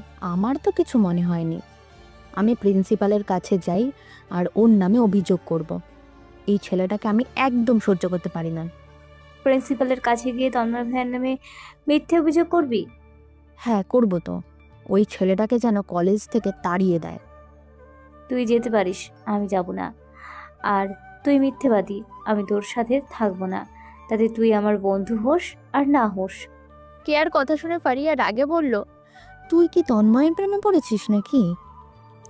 উল্টোপাল্টা কথা বলবি না। তন্ময় ভাইয়া খুব ভালো ছেলে, ওকে আমি ভাইয়ার মতো শ্রদ্ধা করি। তোর মতো নোংরা নয় আমার মন। কথাটা বলে কেয়া ওখান থেকে চলে যায়। ফারিয়া এই 2 মাস হলো কলেজে ভর্তি হয়েছে। আগে লন্ডনে থাকতো, সে এখানে হোস্টেলে থেকে পড়াশোনা করছে। ফারিয়ার বয়স এখন 20 বছর। এক ভাই ও এক বোন, মা নেই, বাবা ও ভাই লন্ডনে থাকে। এরকম তন্ময় ও ফারিয়ার মাঝে ঝগড়া লেগেই থাকে। তন্ময় বেশিরভাগ সময় নীরব থাকে, কিন্তু ফারিয়া তন্ময়কে একদমই সহ্য করতে পারে না। দেখতে দেখতে ওদের এক্সাম চলে আসে। হঠাৎ ফারিয়া পরীক্ষার হলে পাশে কান্নাকাটি করছে। দূর থেকে তন্ময় তার বন্ধুরা সবকিছু লক্ষ্য করছে। নিলয় তন্ময়কে উদ্দেশ্য করে বলল, কি ব্যাপার বলতো তন্ময়? ফারিয়া মনে হয় কাঁদছিল, কি হলো কি? কিছু বুঝতে পারছি না। তারপর তন্ময় পৃথাকে বলল, পৃথা, দেখ তো ফারিয়া কেন কাঁদছে, কিছু হলো না তো? যা পারে হোক, তোকে এ ব্যাপারে কিছু বলতে হবে না। ও তো তোকে পছন্দ করে না। যখনই দেখা হয় তখনই তোর সাথে ঝগড়া করে, অথচ তোর কোনো দোষই থাকে না। তারপর একটু থেমে পৃথা বলল, আর তুই ওর জন্য এত অস্থির হচ্ছিস কেন? পৃথার কথা শুনে তন্ময় বলল, দেখ পৃথা, আমার মনে হচ্ছে ফারিয়া কোনো বিপদের মধ্যে পড়েছে, তাই কাঁদছে। আর তো কিছুক্ষণ পর ওর পরীক্ষা। যতই যাই হোক, আমরা তো মানুষ বল, মানুষ যদি বিপদে পড়ে তাহলে তার পাশে থাকা উচিত, তা না হলে আল্লাহর কাছে কি জবাব দিবি? পৃথা, তুই একবার যা ফারিয়ার কাছে, ও কেন কাঁদছে জিজ্ঞাসা করে আয়। আমি যেতে পারবো না। ওই মেয়েটাকে আমার ভালো লাগে না। ও তোর সঙ্গে ঝগড়া করে, তোকে অপমান করে, আমার ভালো লাগে না। দেখ, মানুষ মাত্রই ভুল করে, হয়তো কোনো একটা কারণেও আমাকে পছন্দ করে না, ওগুলো আমি কিছু মনে করি না। তুই মেয়ে বলে তোকে বললাম, আমি আর নিলয় গেলে হয়তো ও কিছু ভাবতে পারি। তাছাড়া ওর বান্ধবী কেয়া তো আছে, ওকে গিয়ে জিজ্ঞাসা করে আয় ও কেন কাঁদছে। তন্ময়ের কথায় পৃথা বিরক্ত হয়ে ফারিয়ার কাছে যায়। ফারিয়া কাছে থেকে পৃথা কেয়াকে জিজ্ঞেস করলো, কেয়া, ফারিয়া কাঁদছে কেন? ওর কি হয়েছে? পৃথার কথা শুনে কেয়া বলল, আপু, আজকে আমাদের বায়োলজি পরীক্ষা ছিল, কিন্তু ও ভুল করে ইকোনমিক পড়ে এসেছে। ও রুটিন ভালো করে দেখেনি। আর পরীক্ষার জন্য আমাদের তো কলেজ বন্ধ ছিল, সবাই বাড়িতে পড়ছিলাম। সেজন্য কান্নাকাটি করছে আর বলছে অনেকদিন পড়েনি, তাই ও লিখতে পারবে না। আর ফেল করে গেলে ওর ভাইয়া ওর বাবা ওকে বকাবকি করবে। কেয়ার মুখ থেকে এই কথা শুনে পৃথা চলে আসে। তারপর তন্ময়কে সব কথা বলে। সব কথা শুনে তন্ময় বলে, তোরা দাঁড়া 1 মিনিট, আমি এক্ষুনি আসছি। তারপর তন্ময় 10 মিনিটের মধ্যে কিছু নোট নিয়ে চলে আসে আর সেটা পৃথাকে দিয়ে বলল, এই নোটগুলো গিয়ে তুই ফারিয়াকে দে, আর বল এগুলো বায়োলজির প্রশ্ন উত্তর করা আছে, আর এগুলো এবারে পরীক্ষার জন্য খুবই ইম্পর্টেন্ট। এখনো তো ঘন্টাখানেক সময় আছে, আর এমনিতে তো বইটা পড়া আছে, অসুবিধা হবে না। আর এই উত্তরগুলো আশা করি মুখস্থ হয়ে গেলে ওর পাস নাম্বার উঠে যাবে, আর ওকে চিন্তা করতে বারণ করবি। তন্ময়ের কথা শুনে পৃথা তন্ময়ের মুখের দিকে তাকালো। সেটা লক্ষ্য করে তন্ময় বলল, কি দেখছিস প্রীতা আমার মুখের দিকে তাকিয়ে? দেখছি তোর কতটা অধপতন হয়েছে, যে মেয়েটা তোকে চড় মারলো। পৃথা কথাটা শেষ করতে পারলো না, তার আগে তন্ময় পৃথার মুখ চেপে ধরল আর বলল, চুপ কর, বারবার এই কথা বলিস কেন? ও ভুল করেছে বলে আমাদেরকেও ভুল করতে হবে? তাহলে ওর সাথে আমাদের তফাৎ কোথায় রইল? প্লিজ পৃথা, আর কথা বলিস না, তুই যা, নোটগুলো ওকে দিয়ে আয়। পৃথা নোটগুলো নিয়ে গেল ফারিয়ার কাছে আর ফারিয়াকে গিয়ে বলল, দেখো ফারিয়া, তুমি যাকে পছন্দ করো না সেই তোমাকে আজকে বাঁচালো। এগুলো বায়োলজি প্রশ্নের উত্তর, আর পরীক্ষাতে 50 নাম্বার এমসিকিউ আসবে, অসুবিধা হবে না। এই উত্তরগুলো এক্ষুনি তোমাকে মুখস্থ হয়ে যাবে। এখনও তো 1 ঘন্টার সময় আছে, আর এগুলো থেকেই প্রশ্ন আসবে। পৃথার কথা শুনে ফারিয়া পৃথার কাছ থেকে নোটগুলো নিল। কিছুক্ষণ নোটগুলো দেখে তারপর ফারিয়া পৃথার উদ্দেশ্য বলল, এই নোটগুলো তুমি কোথা থেকে পেলে আব্বু? এগুলো আমাকে তন্ময় দিল। তুমি যখন কান্নাকাটি করছিলে তখনও দূর থেকে দেখতে পেয়ে ও আমাকে এখানে পাঠিয়েছিল। আমি কেয়ার মুখ থেকে সব শুনে ওকে বলার পর ও একটা কোচিংয়ে গিয়েছিল। ওর পরিচিত একজন কোচিং চালায়, সেই সাথে সাজেশান তৈরি করে। ওখান থেকে এগুলো নিয়ে এলো আর বলল এখান থেকেই প্রশ্নের উত্তর আসবে, আশা করি এখান থেকে তুমি পেয়ে যাবে। পৃথার মুখ থেকে সব কথা শুনে ফারিয়া দূর থেকে তন্ময়ের দিকে তাকালো, তারপর কোয়েশ্চেনগুলো নিল। কিছুক্ষণের মধ্যে সে মন দিয়ে পড়লো। 1 ঘন্টা পর পরীক্ষা শুরু হয়ে যায়। পরীক্ষা হলে বসে ফারিয়া দেখে যে প্রশ্নগুলো তন্ময় দিয়েছিল বেশিরভাগ সেখান থেকেই এসেছে। ফারিয়া খুব খুশি মনে তার উত্তর লিখতে শুরু করলো। পরীক্ষা শেষ হলে ফারিয়া কেয়াকে বলল, কেয়া, চল আজকে আমার সাথে এক জায়গায়। কোথায় যাব? তন্ময় ভাইয়ার সাথে দেখা করতে। ফারিয়ার মুখ থেকে তন্ময় নাম শুনে কেয়া একটু অবাক হয়ে গেল। সে ফারিয়াকে বলল, তুই তো তন্ময় ভাইকে দেখতে পারিস না, আবার তার সাথে দেখা করবি? তন্ময় ভাইয়ের সাথে দেখা করতে। আজকে তন্ময় ভাইয়া এত বড় একটা বিপদ থেকে বাঁচালো, ওকে ধন্যবাদ দেব না? তন্ময় ভাইয়া যে প্রশ্নগুলো আমাকে দিয়েছিল তার বেশিরভাগই আমি কমন পেয়েছি। ভালোই পরীক্ষা দিয়েছি, যা আশা করেছিলাম তার থেকে বেশি পাবো আশা করছি। আমি তো খুব ভেঙে পড়েছিলাম, কি করব না। আমার হয়তো রুটিনটা ভালো করে চেক করা হয়নি। সে যাক গে, তন্ময় ভাইয়া এখন তো ক্যাম্পাসেই আছে, চল ভাইয়ার সাথে দেখা করে আসি। দেখ, ভাই এমনিতে ভালো মানুষ, শুধু তুই ওর সাথে ঝগড়া করতিস, আর করবি না। আজকে দেখলি তো ভাইয়া কত বড় বিপদ থেকে তোকে বাঁচালো। আমি তো কলেজের প্রথম দিন এসেই ভাইয়ার সম্বন্ধে সব শুনেছি। এমনিতেই মেয়েরা ভাইয়াকে দেখে প্রেমে পড়ে যায়, ভাইয়ার কাউকে কিছু বলার দরকার পড়ে না। তুই যে কেন এসে দেখে ঝগড়া করতিস আমি তো বুঝতেই পারতাম না। কেয়ার কথা শুনে ফারিয়া মনে মনে বলল, আর ঝগড়া করব না, এবার থেকে ভাব করে দেব। তন্ময় তার বন্ধুদের নিয়ে ক্যাম্পাসে আড্ডা দিচ্ছিল। কেয়া ও ফারিয়া এসে তন্ময়ের সামনে দাঁড়ায়। ফারিয়া তন্ময়ের কাছে হাত জোড় করে বলল, সরি ভাইয়া, আপনার সাথে ঝগড়া করা আমার উচিত হয়নি। আর আজকে সাহায্যের জন্য ধন্যবাদ, ভালো থাকবেন। আল্লাহ হাফিজ, আসছি। কথাটা বলে ফারিয়া কেয়ার হাত ধরে ওখান থেকে চলে আসতে চাইলে নিলয় চিৎকার করে বলল, শুধু শুধু ধন্যবাদ দিলে হবে না, একদিন পেট পুড়ে খাওয়াতে হবে। তন্ময় আপনাদের কত বড় বিপদ থেকে বাঁচালো, আর শুধু ধন্যবাদ দিলে হয়? নিলয়ের কথা শুনে ফারিয়া নিলয়কে বলল, ঠিক আছে ভাইয়া, আজকে তো সময় হবে না, আমার বাবা ভাইয়া আজকে দেশে ফিরছে। আমি এখানকার হোস্টেল থেকে পড়াশোনা করতাম, এবার থেকে আমিও বাবার সাথে আমাদের বাড়িতেই থাকবো। আমি এখন কলেজে আসবো না, আমাদের তো পরীক্ষা শেষ হয়ে গেছে, তাই ছুটি পড়ে গেছে। এরপর যেদিন কলেজে আসবো সেদিন খাইয়ে দেব। কথাটা বলে ফারিয়া একবার তন্ময়ের দিকে তাকিয়ে সেখান থেকে চলে যায়। এদিকে ফারিয়া, তুই কোথায় আছিস মা? বাবা তোমরা এসে গেছো? হ্যাঁ রে মা, আমরা এসে গেছি। ভাইয়া কোথায়? তোর ভাইয়া গাড়ি থেকে জিনিসপত্র নামাচ্ছে। তাহলে আমি কি হোস্টেলে ফিরে যাব না? না, আর হোস্টেলে যেতে হবে না, তুই সরাসরি আমাদের বাড়িতে চলে আয়। আমি তোকে ঠিকানা পাঠিয়ে দিচ্ছি, তুই এই জায়গায় চলে আসবি। ঠিক আছে বাবা, তুমি ঠিকানা পাঠিয়ে দাও, আমি এক্ষুনি তোমার কাছে যাচ্ছি। ফারিয়ার বাবা সোহেল মির্জা ও তার ভাই আসিফ মির্জা আজকে দেশে ফিরেছে। এবার থেকে নিজের দেশ থেকেই সে তার বিজনেস দেখাশোনা করবে। ফারিয়া তার বাবার দেওয়া ঠিকানায় চলে যায়। ফারিয়াকে দেখে তার দাদি মনোয়ারা বেগম জড়িয়ে ধরার বলে, মাশাআল্লাহ, আমার নাতনি এত সুন্দর। তারপর নিজের ছেলেকে উদ্দেশ্য করে বলল, সোহেল, তুই এটা ঠিক কাজ করিসনি। আমাদের এত সুন্দর নাতনিকে এতদিন আমাদের থেকে দূরে রেখেছিলি। তোকে আমি কখনো ক্ষমা করবো না, এর শাস্তি তুই পাবি। মায়ের কথা শুনে সোহেল মির্জা হাসলো আর হাসতে হাসতে বলল, তোমার নাতনি আজ থেকে 2 মাস আগেই এখানে চলে এসেছে। ও এখানকার কলেজে অ্যাডমিশন নিয়েছে। ও এখানে হোস্টেলে থেকে পড়াশুনো করে। আমরা এলে একসাথেই বাড়িতে আসবে, সেই জন্য ও আসেনি। তারপর সবাই ফারিয়ার সাথে কথা বলতে থাকে। মিতু ফারিয়ার কাছে এসে বলে, আপু, তুমি আমার আর একটা আপু। তখন পাশ থেকে আমিনা বেগম বলল, হ্যাঁ মিতু, এটা তোমার একটা আপু। ওরা এতদিন লন্ডনে ছিল, এবার থেকে আমাদের সাথে এই বাড়িতেই থাকবে। খুব ভালো হবে বড় মা, এবার থেকে আপুর সাথে আমি বিকেলবেলা ব্যাডমিন্টন খেলবো। তারপর মিতু ফারিয়ার উদ্দেশ্যে বলল, আপু, তুমি ব্যাডমিন্টন খেলতে জানো তো? মিতুর কথায় ফারিয়া হেসে মিতুর গালটা টিপে দেয় আর বলে, হ্যাঁ মিতু, আমি তোমাদের সাথেই খেলবো। আমার ব্যাডমিন্টন খেলতে খুব ভালো লাগে। ভালো হয়েছে। আমার ক্লিজা আপু আমার সাথে খেলে না, শুধু আমার এক তন্ময় ভাইয়া আছে, সে আমার সাথে খেলে। তন্ময় নাম বলতে মনোয়ারা বেগম খুব রেগে যায় আর বলে, এই তুই এদের কাছে ওর নাম একদম বলবি না। কুলাঙ্গারের নাম মুখে আনলে তোর মুখ ভেঙে দেবো অনেক। মনোয়ারা বেগমের এই কথা শুনে ফারিয়া কিছু বুঝতে পারল না, কিন্তু পাশ থেকে আমিনা বেগম বলল, মা কী সব কথা বলছেন?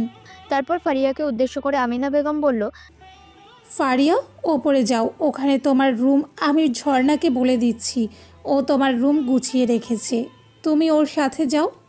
ঝর্ণা হলো ওদের বাড়ির কাজের মেয়ে। লিজা বাড়িতে এসে ফারিয়ার সাথে দেখা করতে চায়। ফারিয়াকে জড়িয়ে ধরে লিজা বলে, খুব ভালো লাগছে আপু, তুমি এবার থেকে এই বাড়িতে থাকবে। আচ্ছা আপু, তুমি এবার আমাকে একটা কথা বলো তো, লন্ডনের মতো জায়গা থেকে পড়াশোনা না করে এই দেশে থেকে পড়াশোনা করার সিদ্ধান্ত নিলে কেন? লিজার কথায় ফারিয়া বলল, বাবার ভাইয়ার ব্যবসায় কি সমস্যা চলছিল, সেজন্য ওরা এদেশে চলে আসার সিদ্ধান্ত নেয়। আমাকে বাবা এখানকার কলেজেই ভর্তি করে দেয়। তন্ময় বাড়িতে এলে দেখতে পায় এক ভদ্রলোক আর এক ছেলে বসে আছে। তন্ময় বাড়িতে ঢুকতে তার বাবা লাদেন মির্জা তন্ময়কে বলল, এতক্ষণে তোমার আসার সময় হলো? কিছু কথা না বলে তন্ময় চলে যেতে চাইলে তন্ময়ের দাদি তন্ময়ের মেজো চাচার উদ্দেশ্য বলল, সোহেল, এই সেই ছেলে যার জন্য তোকে বাড়ি থেকে চলে যেতে হয়েছিল, যার জন্য পরিবার থেকে তুই বিচ্ছিন্ন হয়ে গিয়েছিলিস, তোর প্রিয়তমা পত্নী যার জন্য মারা গিয়েছিল, এই সেই ছেলে। কথাটা শুনে তন্ময় দাঁড়িয়ে পড়ে। সোহেল ও তার ছেলে আসিফ ভালো করে তন্ময়কে দেখলো। তারপর আসিফ বলল, ও আচ্ছা, এই হলো তাহলে বড় চাচুর সেই ছেলে যে আমাদের জীবন থেকে আমার মাকে সরিয়ে দিয়েছে। আসিফ কিছু বলতে যাবে কি তার আগে তন্ময়ের মা আমিনা বেগম বলল, আসিফ, পুরনো কথা ভেবে কী লাভ? যা হবার তো হয়ে গেছে, চাইলেই তো আর মাকে ফিরে পাওয়া যায় না। তারপর আমিনা বেগম তন্ময়কে উদ্দেশ্য করে বলল, ওখানে দাঁড়িয়ে আছিস কেন? নিজের রুমে যা। তন্ময় কিছু না বলে নিজের রুমে চলে যায়। গিয়ে মনে মনে বলল, মেজো চাচা শুনেছিলাম বিদেশে থাকে, আর দাদি যখন তখন কথা শোনায় তোর জন্য নাকি তোর মেজো চাচা পরিবার ছেড়ে চলে গেছে। কিন্তু মেজো চাচার ছেলে আসিফ কেন বলল যে এর জন্য আমার মা মারা গেছে? কিন্তু আমি তো কিছুই জানি না। আমাকে এর রহস্য খুঁজে বের করতে হবে।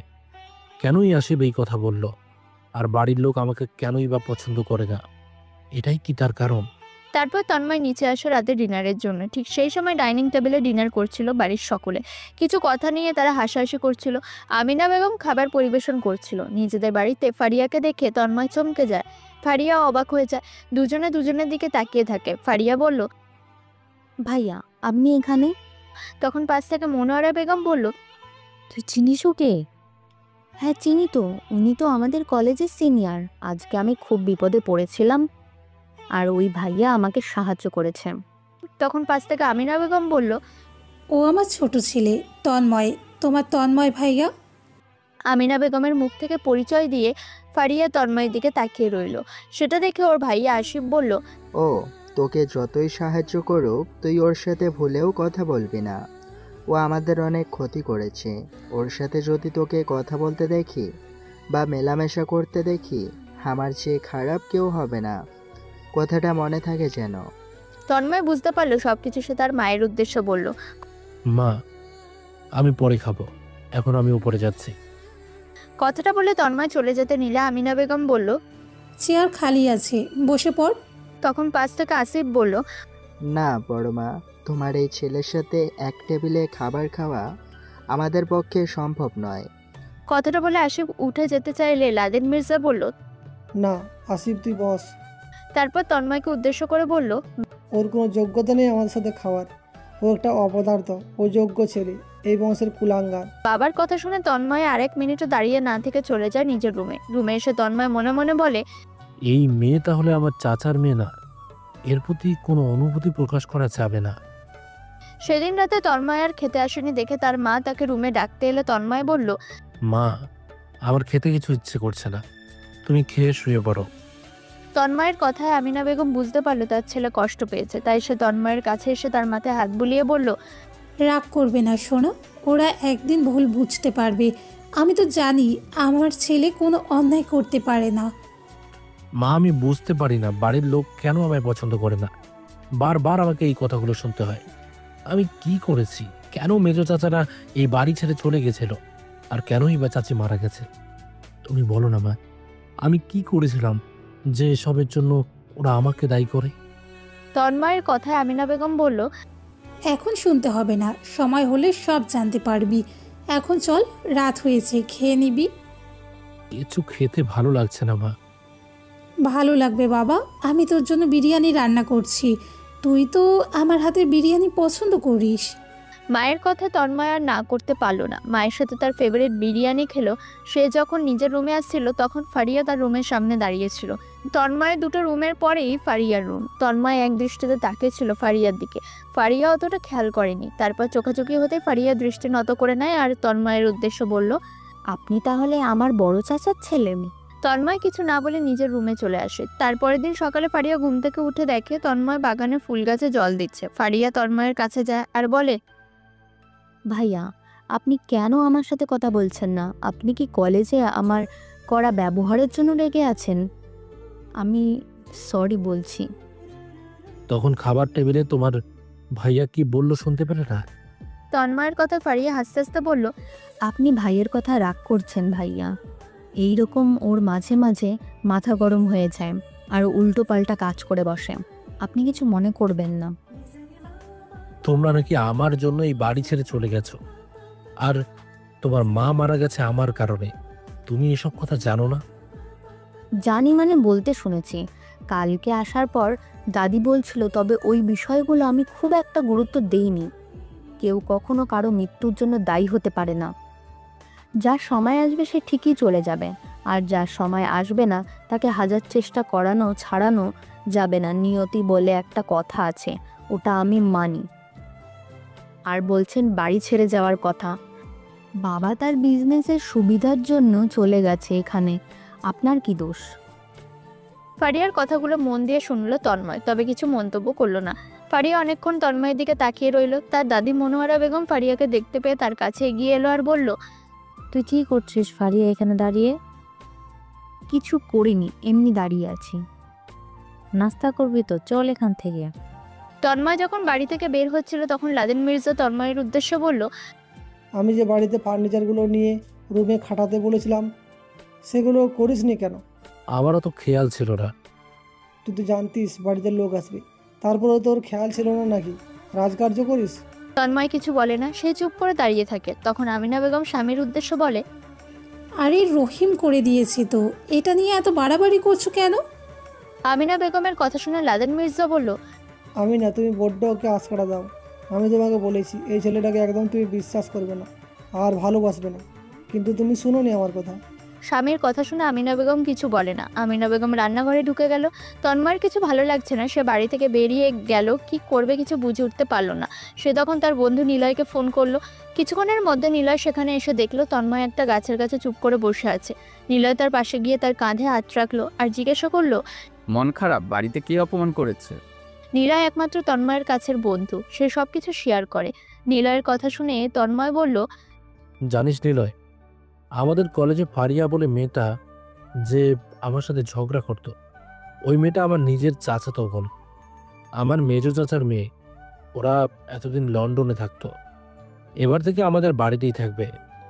তন্ময়ের কথা শুনে নিলয় চিৎকার করে বলল আর বলল, কি বলিস? ও তো চাচাতো বোন? হ্যাঁ রে, কালকে আমাদের বাড়িতে এসেছে, আমি তো জানি না।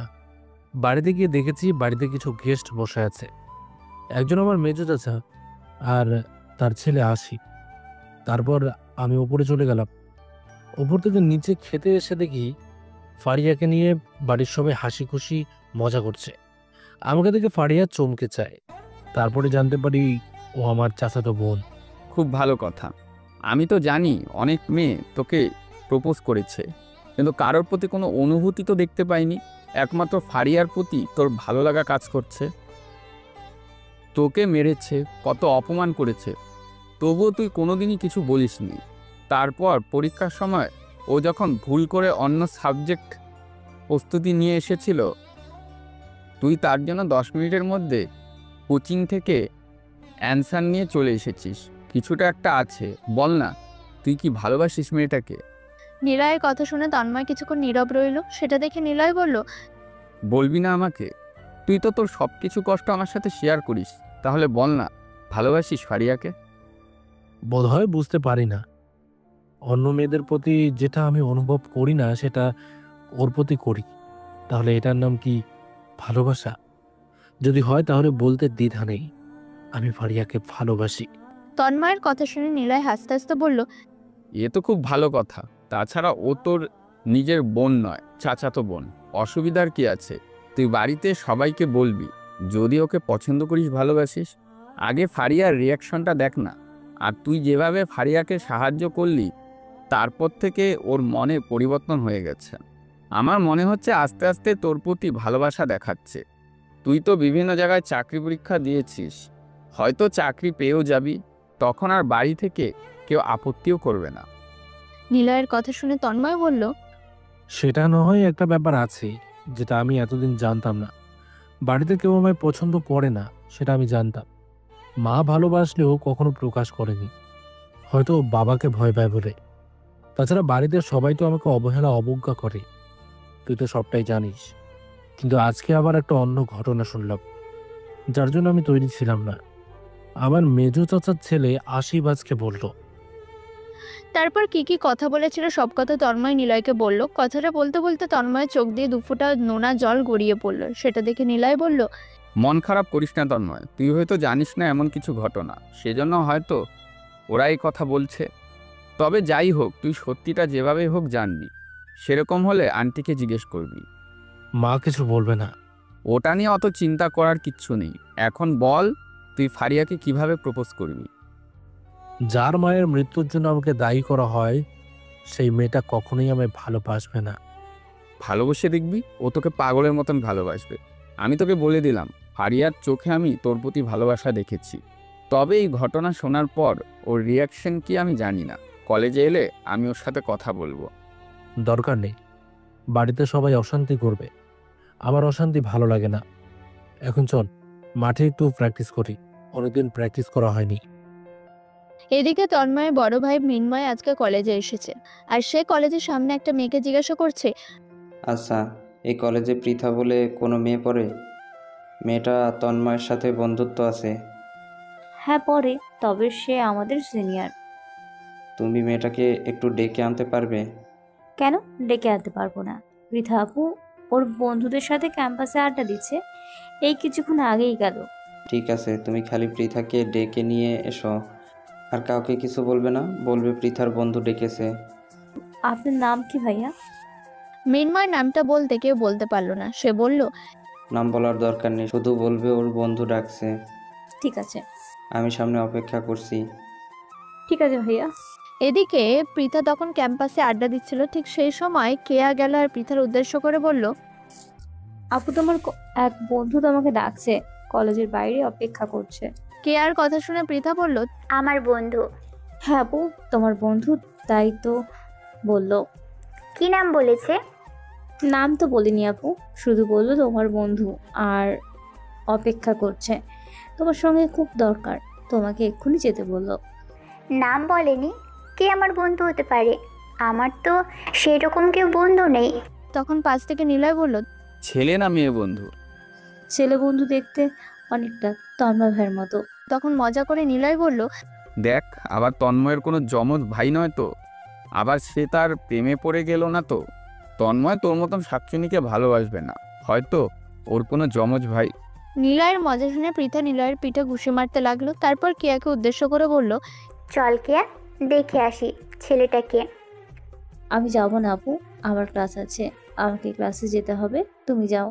কেয়া ক্লাসে চলে যায়। পৃথা কলেজের সামনে যায়, দেখে একটা ছেলে গাড়ির সামনে হেলান দিয়ে দাঁড়িয়ে আছে। ছেলেটাকে দেখতে খুবই হ্যান্ডসাম, চোখে কালো চশমা। পৃথার সামনে গিয়ে ছেলেটাকে উদ্দেশ্য করে বলে, আমার নাম পৃথা, আপনি কি আমার সঙ্গে দেখা করতে চান? পৃথার কথা মৃন্ময় পৃথার দিকে তাকিয়ে দেখে মনে মনে বলে, ফোনে ভয়েসটা শুনে প্রেমে পড়ে গিয়েছিলাম, আর সামনে দেখলাম আরও ভালো লেগে গেছে, মাশাল্লাহ। মৃন্ময়ের কথা বুঝতে না পেরে পৃথা বলল, কি বললেন? মৃন্ময় প্রসঙ্গ পাল্টে বলল, কিছু নয়। তারপর মৃন্ময় পৃথাকে বলল, আমি মৃন্ময়, তোমার সাথে দেখা করতে এসেছিলাম। তোমার সাথে আমার কিছু কথা আছে, চলো রেস্টুরেন্টে বসা যাক, খেতে খেতে গল্প করতাম। মৃন্ময়ের কথা বুঝতে পেরে পৃথা বলল, কিন্তু আমি তো আপনাকে চিনি না, তাহলে কেন আমি আপনার সাথে রেস্টুরেন্টে ঢুকবো? চেনো না, চিনে যাবে, সব কিছু বলবো, চলো আমার সাথে। মৃন্ময়ের কথায় পৃথা আপত্তি করতে গিয়েও করলো না। তার কৌতূহল হলো কি বলতে চায় সেটা শোনার জন্য সেও মৃন্ময়ের সাথে রেস্টুরেন্টের ভেতরে ঢুকলো। দুজনে দুটো চেয়ারের সামনাসামনি বসলো। মৃন্ময় জিজ্ঞাসা করলো, কি খাবে, অর্ডার দাও। আপনি অর্ডার দিন। আমি যা অর্ডার দেবো তোমার পছন্দ হবে তো? হ্যাঁ, হবে। ঠিক আছে, তাহলে বিরিয়ানির অর্ডার দিচ্ছি। অনেক দিন পর দেশে এসেছি, বিরিয়ানি খাওয়া হয়নি, খেতে ইচ্ছা করছে। তারপর বিরিয়ানি এলে দুজনে খাওয়া শুরু করলো। মৃন্ময় বলল, একটা কথা বলবো, কিন্তু কথাটা তন্ময়কে বলা যাবে না। মৃন্ময়ের মুখ থেকে তন্ময়ের কথা শুনে পৃথা বলল, তন্ময়? কোন তন্ময়ের কথা বলছেন? তোমার বন্ধু তন্ময় মির্জা, আমার নিজের ছোট ভাই। মৃন্ময়ের কথা শুনে পৃথা অবাক হয়ে বলল, কি বললেন? তন্ময় আপনার নিজের ছোট ভাই? কিছুদিন আগে আমি ফোন করেছিলাম তন্ময়কে, আর তন্ময়ের ফোনটা তুমি রিসিভ করেছিলে, আর তোমার ভয়েসটা আমার খুব পছন্দ হয়েছিল।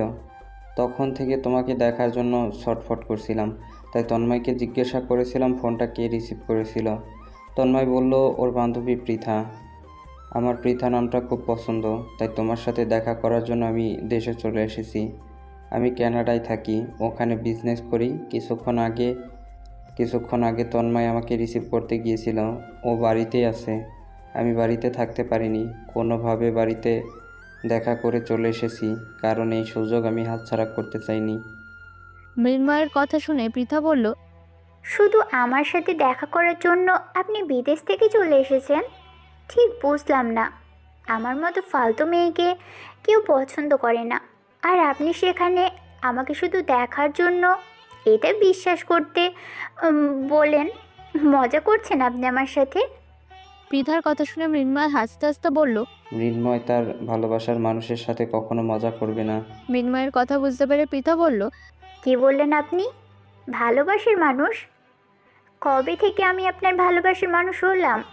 যেদিন তোমার সাথে আমার ফোনে কথা হয় সেদিন থেকে তোমাকে ভালোবেসে ফেলেছি। তারপর আজকে তো সামনে দেখলাম, যা কল্পনা করেছিলাম তুমি তার থেকেও সুন্দর। আর শোনো। পৃথা কৌতূহল নিয়ে মৃন্ময়ের দিকে তাকিয়ে রইল। মৃন্ময় বলল, আমি বনিতা পছন্দ করি না, পরিষ্কার কথা বলা পছন্দ করি। আর কোনো মেয়েদের পিছনে আমি পড়ে থাকা পছন্দ করি না। অত ফালতু সময় আমার নেই। আমি বিজনেসম্যান মানুষ, বিজনেস নিয়ে ব্যস্ত। তাই আমার 27 বছর বয়সের জীবনে কখনো প্রেম আসেনি। বাড়ি থেকে বিয়ের কথা বলেছে, আমি না বলেছি। ওরা জানতে চেয়েছে আমি কাউকে পছন্দ করি কি না। আমি বলেছি সেরকম কেউ নেই, যদি থাকে তাহলে জানাবো। সত্যি বলছি, সেরকম কোনো মেয়ের প্রতি কোনো ফিলিংস কখনো আসেনি।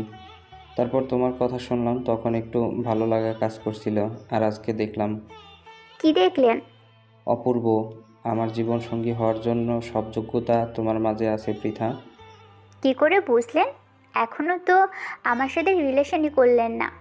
মানুষকে চিনতে হলে, জানতে হলে 1 মিনিট দেখলেই বোঝা যায় মানুষটা কেমন। এবার তুমি বলো তোমার কথা। তুমি কি আমার সাথে রিলেশন কন্টিনিউ করতে চাও? আর যদি চাও তাহলে বিয়ে করব। সমস্যার কিছু নেই। আমি তন্ময়ের থেকে 5 বছরের বড়। উচ্চ মাধ্যমিক দিয়ে কানাডা চলে যাই। ওখানে বিজনেস ম্যানেজমেন্টে পড়ে বিজনেস শুরু করি। কিছু প্রয়োজন হলে বাড়ি আসি। বেশিরভাগ সময়টা ওখানে থাকি। যদি আর কিছু জানতে চাও তন্ময়ের কাছ থেকে জেনে নিতে পারো। আপনাকে আমার ভালো লাগেনি যে তা নয়, আমি আপনার সম্পর্কে তন্ময়ের কাছ থেকে অনেক কিছু শুনেছি। তবে আমাকে একটু সময় দিতে হবে। তন্ময় আমার খুব ভালো বন্ধু।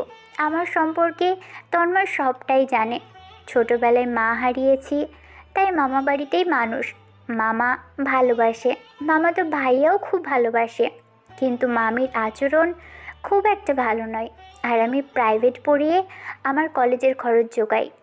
তারপর পৃথা মৃন্ময়কে উদ্দেশ্য করে বলল, আপনি তো বড়লোক ঘরের ছেলে, সবটা জেনে আমাকে ভালোবাসবেন তো? পৃথার মুখ থেকে এই কথা শুনে মৃন্ময় বলল, হ্যাঁ, আমি ভালোবাসবো। ঠিক আছে, আমাকে 1 সপ্তাহ সময় দিন, আমি তারপর আপনাকে জানাবো। ঠিক আছে, আমি উত্তরের অপেক্ষায় থাকলাম। এখন বলো, আমাকে তোমার ভালো লাগেনি? উত্তরটা 1 সপ্তাহ পরে বলবো, একটু ধৈর্য ধরুন। তারপরের দিন তন্ময় কলেজে এলে পৃথা তন্ময়কে বলল, তোর সাথে আমার কথা আছে। পৃথা যখন কথাগুলো বলছিল তখন নিলয় ও বাকি বন্ধুরা পৃথার সাথেই ছিল। তন্ময় বলল, বলে ফেল, কি বলবি? সবার সামনে বলা যাবে না, তুই একটু আমার সাথে চল। পৃথার মুখ থেকে এই কথা শুনে নিলয় বলল, কি এমন কথা পৃথা যে আমাদের সামনে বলা যায় না? তন্ময়কে আলাদাভাবে বলবি। আমরা তো 4 জন বন্ধু, সবাই তো আমরা একে অপরের সাথে শেয়ার করি না? তারপর একটু থেমে নিলয় বলল, ওই ফারিয়ার বিষয়ে কিছু বলবি না তো? নিলয়ের কথা আপত্তি জানিয়ে পৃথা বলল, না না, ফারিয়ার ব্যাপারে আমি কেন কিছু বলবো? তন্ময় যদি ফারিয়াকে ভালো লাগে, ভালো তো, দুজনকে বেশ মানাবে। পৃথার কথায় তন্ময় পৃথার কানটা ধরে বলল, তোকেও তো পাকামি করতে হবে না। ফারিয়ার বিষয়টা আমি বুঝে নেব। এখন কি বলবি বল, আর কোথায় যাবি?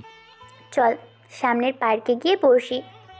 তারপর তন্ময় পৃথার সাথে পার্কে যায়। সেখানে একটা বেঞ্চে বসে। তারপর পৃথা তন্ময়ের উদ্দেশ্য বলে, তন্ময়, তোর বড় ভাইয়ের নাম কি মৃন্ময়? কিন্তু তুই আমার বড় ভাইয়ের নাম জানলি কি করে? আমি কালকে তোর বড় ভাইয়ার নাম জেনেছি। তোর বড় ভাইয়া কালকে আমার সাথে দেখা করতে এসেছিল। পৃথার কথা শুনে তন্ময় অবাক হয়ে বলল, আমার বড় ভাইয়া? কি বলছিস পৃথা? তোর ভাইয়া নাকি আমার সাথে প্রেম করতে চাই। তারপর মৃন্ময়ের সাথে পৃথার কি কথা হয়েছে সবকিছু পৃথা তন্ময়কে খুলে বলল। সব শুনে তন্ময় হাসতে লাগলো আর হাসতে হাসতে বলল, তুই সত্যি বলছিস? ভাইয়া তোকে এসব কথা বলেছে? তবে কি আমি মিথ্যা বলছি? ঠিক আছে, তোর যদি বিশ্বাস না হয় তাহলে কেয়া আছে, ওর সাথে কথা বল। কেয়াকে দিয়ে তোর ভাই আমাকে ডেকে পাঠিয়েছিল। তোর ভয়েসটা সত্যিই সুন্দর, তবে ভাইয়া খুব ভালো। আমাকে বাবা, দাদি, ছোট চাচি, ছোট চাচা, লিজা এরা যেভাবে অপমান করে, ভাইয়া বা মা ততটা করে না। মা আমার বিষয়ে কিছুটা নীরব ভূমিকা পালন করে। তবে ভাইয়া তো এখানে থাকে না, অনেক ছোটবেলায় বিদেশে চলে গেছে। থাকলে কি করতেও বলতে পারবো না। ভাইয়া গম্ভীর এবং কম কথা বলা মানুষ, নিজের বিজনেস ছাড়া কিচ্ছু বোঝে না। ও, এবার বুঝতে পেরেছি। ভাইয়া কালকে বাড়ি থেকে তাড়াতাড়ি বেরিয়ে গেল, বলল একজনের সঙ্গে দেখা করবে। তার মানে ভাইয়া তোর সাথে দেখা করতে এসেছিল? আবার তোকে বলতে বারণ করেছে। তুই আমার বন্ধু, তোকে না বললে হয়? ঠিক আছে, তোর ভাইয়াকে আমার ভালো লেগেছে। আমি যদিও 1 সপ্তাহ সময় চেয়েছি, তুই যদি চাস আমি তোর ভাবি হই তাহলে আমার কোনো সমস্যা নেই।